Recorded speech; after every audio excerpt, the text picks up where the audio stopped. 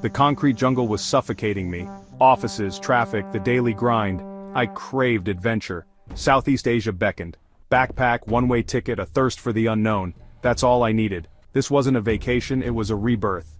I landed in Bangkok, the humid air thick with exotic scents. But the city wasn't for me. I needed to go deeper, where the wild things are. The further north I journeyed, the more the landscape transformed.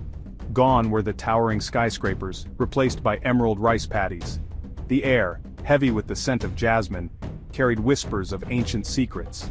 It was in a remote village, nestled amongst these hills, that I found myself truly off the grid. The village was a haven of tranquility. Bamboo huts perched on stilts overlooking a river that snaked through the valley. The villagers welcomed me with open arms, their smiles as warm as the Thai sun. They spoke little English, but their hospitality spoke volumes. Days melted into a kaleidoscope of vibrant experiences. I helped harvest rice, my muscles aching in unfamiliar ways.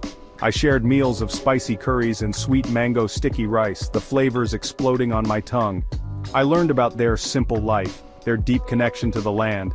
Yet beneath the idyllic surface I sensed a current of something else, something ancient and unseen. One evening as the sun bled into the horizon, I sat with the village elder. His eyes, weathered by time, held a depth of knowledge that captivated me. He spoke of the jungle, his voice a low rumble.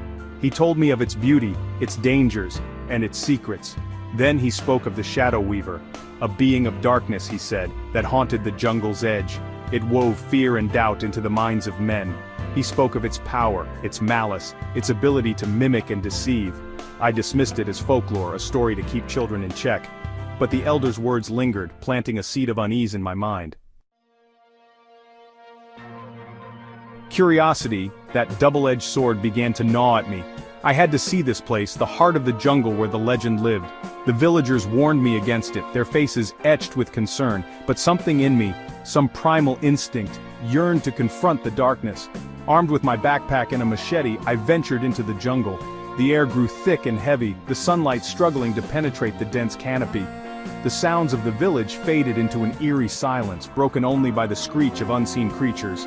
My heart pounded against my ribs, a drumbeat of apprehension. Deeper and deeper I ventured, the jungle closing in around me. The air grew colder, the shadows longer. I felt a presence, watching me from the darkness. My mind, playing tricks, began to morph the rustling leaves into whispers, the swaying vines into grasping claws. The sun began its final descent, painting the sky in hues of orange and purple. I pushed on, determined to reach the heart of the legend, and then I saw it. A flicker of movement in the shadows. A shape, tall and slender, its edges blurring into the darkness. The Shadow Weaver.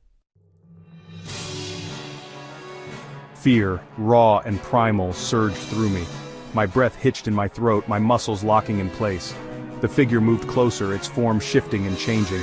It was as if the shadows themselves were taking on a life of their own. I could feel its eyes on me, cold and calculating. Panic threatened to consume me. My mind screamed at me to run, to escape the nightmare unfolding before me. But I stood frozen, trapped in the gaze of the Shadow Weaver. Time seemed to stand still, the jungle holding its breath. Then, as quickly as it had appeared, the figure vanished. The jungle was silent still. I was alone. Or was I? The doubt lingered, a venomous seed planted in my mind. I didn't wait to find out. Turning, I ran. I ran until my lungs burned and my legs screamed for mercy. The jungle seemed to conspire against me, the vines reaching out like grasping claws. But I didn't stop. I couldn't. Not while the image of the Shadow Weaver burned behind my eyelids.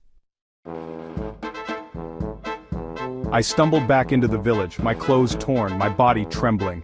The villagers took one look at me and ushered me into a hut. They gave me water, food, their eyes filled with a mixture of fear and pity. I couldn't bring myself to tell them what I had seen, what I thought I had seen. The experience left its mark on me. Even now, back in the concrete jungle, the jungle shadows linger in my mind. I can still feel the weight of unseen eyes, hear the rustling leaves whisper my name. The Shadow Weaver may have been a figment of my imagination, a product of fear and exhaustion, but the terror it evoked was real. The experience taught me the power of belief. The power of stories to shape our reality, to blur the lines between myth and truth. The Shadow Weaver may be a legend, but it holds a kernel of truth. It is a reminder that there are forces in this world we may never understand, mysteries that defy explanation, and sometimes, it's best to leave those mysteries undisturbed. The jungle keeps its secrets well, and some secrets are best left buried in the shadows.